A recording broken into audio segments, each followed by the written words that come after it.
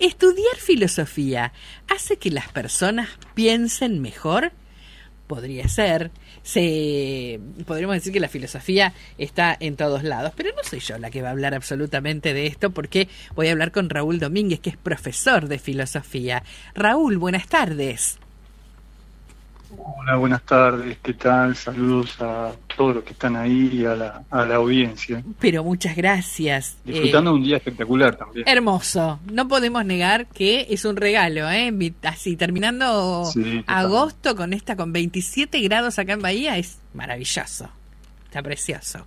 Bueno, vamos a adentrarnos un poco en todo esto porque la filosofía nos traspasa siempre, está en todo, uno a veces le parece que no, pero sí. Hay un estudio con el análisis de más de 600.000 estudiantes universitarios en Estados Unidos que indaga si ellos, o aquellos que estudian filosofía, tienen mejor desempeño por razonamiento verbal y lógico. ¿Esto es tan así?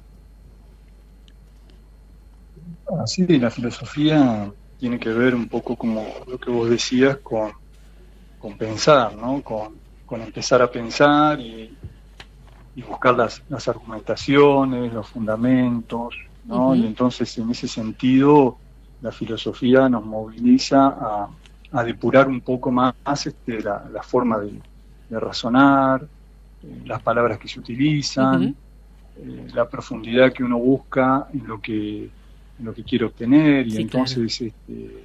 De alguna manera algo de eso va sacando el conocimiento filosófico, ¿no? Sí, me quedo pensando... Al principio que no sirviera para nada, ¿no es cierto? Porque es algo que a veces se dice, ¿no? Pero en sí mismo, digamos, el propio proceso de seguir la carrera de estudiar filosofía va aportando muchas competencias, muchos conocimientos que hace que uno vaya profundizando más en distintas dimensiones, ¿no? Que tiene que ver con la vida humana. Tal cual. Pero esto me lleva también a pensar en que nadie nace sabiendo y que con el transcurrir de la vida, diferentes edades, pero por lo menos cuando uno empieza a crecer, en algún momento se entablan más o menos las mismas preguntas, y cuando nos topamos con algún filósofo, o cuando lo estudiamos en el cole, o alguien nos dice una frase o la leemos por ahí, empezamos a hacer como quien dice el clic, ¿no? Y empezar a pensar desde otra manera. Me da la sensación que esto es para siempre, y que todos en algún momento pensamos, ¿para qué nos puede servir? Y automáticamente es como que te ilumina. Sí, claro, totalmente, ¿no? Porque el pensamiento es eso, ¿no? Es movilizarse en función de querer responder a algo, y es más, a veces esta misma idea de pensamiento puede llevarnos a algo, si pensamos sinceramente, quiero decir, a algo desconcertante, que quizás lo que sabíamos o lo que parecía que sabíamos no lo sabemos, quizás no sabemos, como dice Sócrates, no sabemos nada, claro, ¿cierto? Solo sé que no sé nada. Entonces, uno cuando empieza a pensar, es como, estaba tratando de ver cómo ilustrarlo, es como empezar a recorrer un camino en donde no hay camino y tampoco sabe a dónde va a llegar, ¿no? Tal cual. Pero tiene que ver con esa suspensión de darse esa libertad de pensar sinceramente, digamos, alguna cuestión, de profundizarla, de ahondarla, ¿no? Tal esa cual. Cuestión que uno quizás lo está marihuaneando, lo está preocupando, lo tiene ahí como atrapado en algo que quiere resolver, que no le resulta fácil, y el camino del pensar lo va a hacer transitar quizás por caminos desconocidos y llegar a resultados que quizás tampoco hayan sido previstos. Me da la sensación que en esta época donde todo está tan servido en bandeja, con la tecnología, con la pantalla, como que a algunos les cuesta ubicar ese tipo de pensamiento, inclusive, y me parece que es sumamente enriquecedor, el diálogo con alguien, simplemente por el hecho, como ya que estamos hablando de filosofía, de filosofar, ¿no?, sobre algún tema. Sí, totalmente. Yo creo que el diálogo es algo que lo que hace es que podamos profundizar en lo que sabemos, lo que conocemos y lo que no sabemos, ¿no? Porque quizás uno digamos, empieza a aprender cuando puede profundizar más en lo que no sabe que en lo que sabe, ¿no? Claro, claro, claro. Y el pensar, yo diría que incluso el pensar sería como una especie de diálogo consigo mismo a veces, ¿no? Uh-huh. Nada más que uno tiene que abandonar, bueno, en el diálogo consigo mismo, pero en el diálogo con otros, esa voluntad de querer tener razón siempre, que nos juega en contra muchas veces y hace que no podamos pensar las cuestiones con radicalidad. Claro. ¿No? Que nos quedemos cómodos en querer, digamos, aferrarnos a lo que ya sabemos, a lo que conocemos, a esa frase que siempre nos dio resultado porque dice hace tal cosa si pasa tal otra, digamos, y bueno, entonces embarcarse en el pensamiento va generando una cierta incomodidad en uno que está en esa situación, ¿no? Uh-huh. Da la sensación también que cada vez estamos más ensimismados, ¿no? Cada vez más metidos para adentro. Esta poca posibilidad de poder sentarnos a dialogar porque le estamos restando más tiempo a mirar el mensaje que nos llegó. Ubicándome en la cabeza de un chico más joven por ahí que está viviendo desde que nace en esta tecnología y en este mundo, no los que tenemos unos años más que hemos pasado o hemos vivido sin ese tipo de tecnología en la mano, que por ahí les puede resultar muchísimo más difícil, inclusive si deciden estudiar alguna carrera que tiene como materia filosofía. Sí, es cierto. Por ahí, digamos, el formato de la tecnología actual conspira con la idea de profundizar, ¿no? Son mensajes cortos o con un hashtag. Y tal cosa, digamos, y pareciera que fuese, bueno, o a favor o en contra de eso, y ese tener que tomar posición a veces con esa posibilidad de profundizar, de ahondar, de ver que hay más allá, si es solo eso y lo otro, o si hay modulaciones, hay otras cuestiones a tener en cuenta, ¿sí?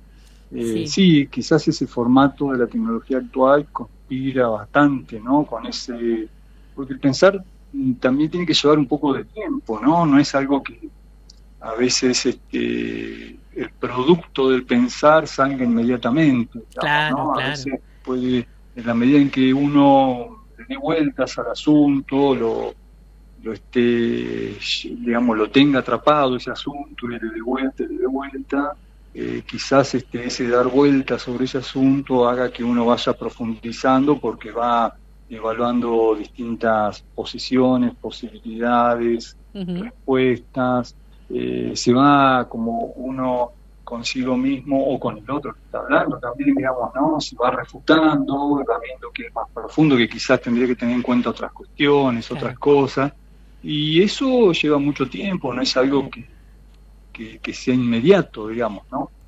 Porque es como, a veces, digamos, supongo la imagen de que pensar es distinto a conocer, ¿no? Conocer es algo, buscar algo que afirme o que niegue algo, pero que sea algo concreto. Ahora el pensar es, bueno, ir más allá de eso, es como poner en suspensión algo hasta que uno puede responder a eso que quiere, que le está dando vuelta, ¿no? Y ahora, en cuanto al informe... Entonces esa inmediatez de la hora que me decías vos conspira contra esa posibilidad de tomarse un tiempo, ¿no? Claro. De que quizás no, de madurarlo el tema, ¿no? De madurarlo, de darle vuelta. Sí, porque, a ver, uno se queda con las añoranzas, con los recuerdos, pero los grupos de debate o los lugares donde escuchábamos a alguien que, aunque no estuviéramos muy de acuerdo con lo que decía, también encendía esa luz como para empezar a pensar de que pienso diferente y fundamentar lo que estoy pensando, algo que ha caído un poco en desuso también, me parece. Sí, claro, exactamente, esa idea de escuchar, ¿no? De escuchar también. Es así. De escuchar sinceramente, ¿no? No solamente de escuchar para ver cómo lo voy a rebatir, sino de escuchar para tomar algo de lo que está diciendo y ver en qué sentido eso que está diciendo puede ser, puede impactar en lo que yo estoy pensando, lo que es mi posición, ¿no? No solamente para, digamos, ahora se usa mucho esta palabra, la de domar al otro, digamos, ¿no? Pero no es la idea, sino justamente es de ver de lo que está diciendo, que de lo que está diciendo quizás sea sea posible retomar, sea bueno utilizar, Exacto. me sirva a mí para pensar, para para tener en cuenta, digamos, ¿no? Todo eso se abre a partir de una escucha sincera de esa otra expresión, ¿no? Algo que estamos perdiendo cada vez más, pero en cuanto al estudio que mencionaba cuando comenzábamos la nota, con este análisis de más de 600.000 estudiantes universitarios en los Estados Unidos, indaga si aquellos que estudian filosofía tienen mejor desempeño por razonamiento verbal y lógico, y aparentemente es así. Bueno, qué bien. No lo sabía el estudio, Sí, no lo conocía. Sí, está, pero la verdad que es interesantísimo. habría que ver en qué circunstancias, qué universidades, ¿no es cierto? Pero bueno, puede ser, ¿no? Seguramente tenga que ver con la idea también de leer otros. Cuando nosotros estudiamos filosofía, leemos autores del pasado, de otra época, otro lenguaje, otro racionamiento, otros temas, otras problemáticas.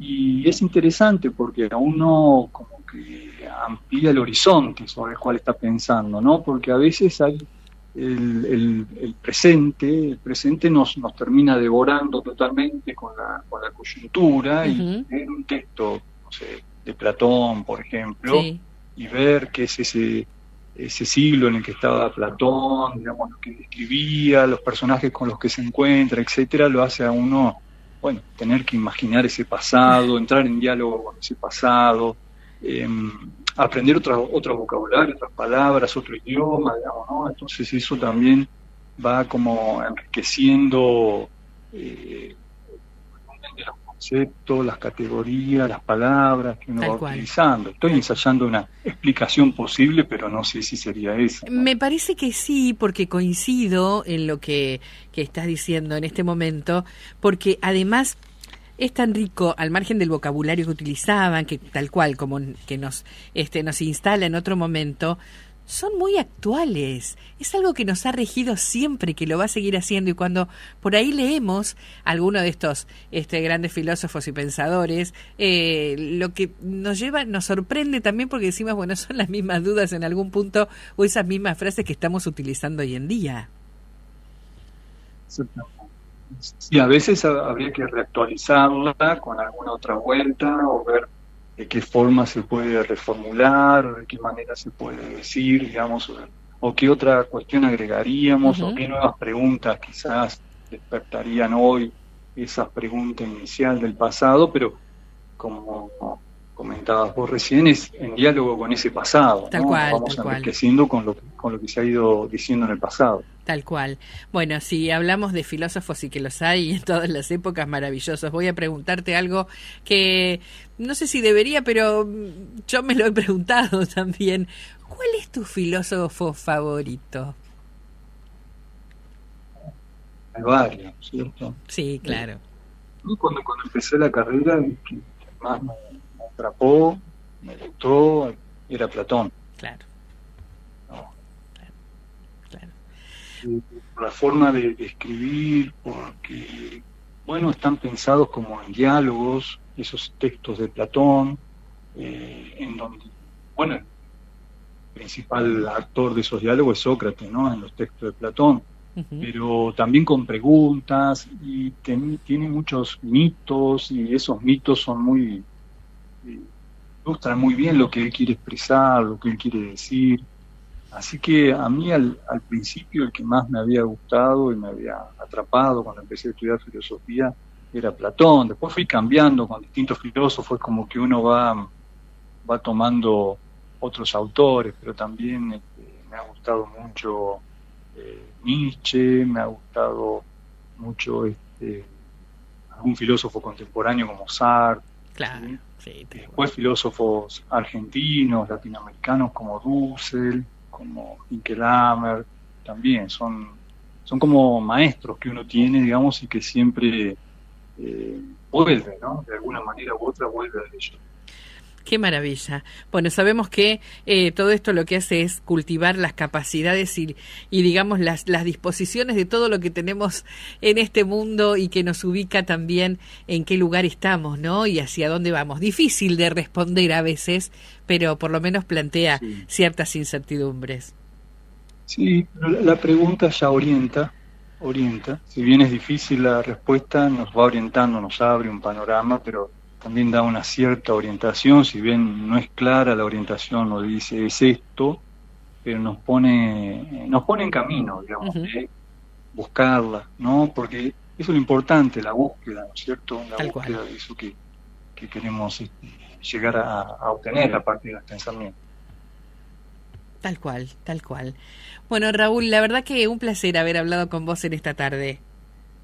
Muchas gracias. Quería decir una cosita más, que digamos ¿Sí? hay un pensador alemán que dice que pensar es como el agradecer. Lo dice porque las palabras en alemán son muy parecidas. Imagino que yo no conozco alemán, pero que debe ser porque tienen la misma raíz. Debe ser algo así. Eh, Quería, bueno, agradecerles a ustedes por el llamado, también a la audiencia, y por supuesto también agradecer a la educación pública, Tal porque yo cual. me formé ahí, a mis maestros, a mis profesores, digamos, porque por la paciencia que han tenido, porque también la educación y el pensar tiene que ver mucho con la paciencia, con ese tiempo que te comentaba recién. Y bueno, toda la educación pública hoy está siendo desfinanciada. Nosotros en la universidad estamos de paro. Ujú. Así que, bueno, agradecer a todos mis profesores y a los compañeros que siguen día a día trabajando por levantar la educación pública. Absolutamente. Muchas gracias, Raúl. Hasta la próxima. No, por favor, gracias a ustedes. No, no, no, por favor. Estábamos hablando con Raúl Domínguez, profesor de filosofía.